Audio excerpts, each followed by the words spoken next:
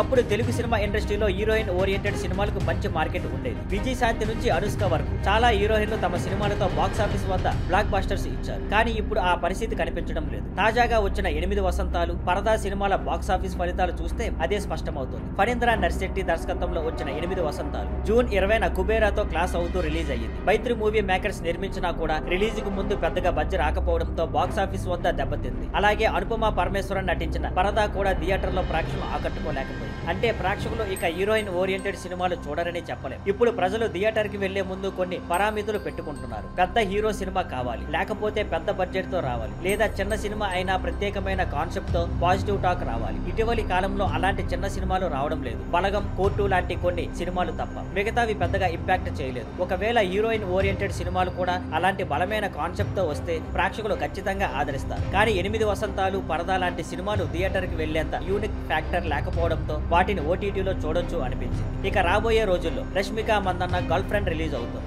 ఈ సినిమా ఫలితమే heroine oriented సినిమాలు మళ్ళీ తెలుగు సినిమాకు గౌరవం తెస్తాయా లేదా అనేది నిర్ణయిస్తుంది. Thank you for watching. Please like, share and subscribe.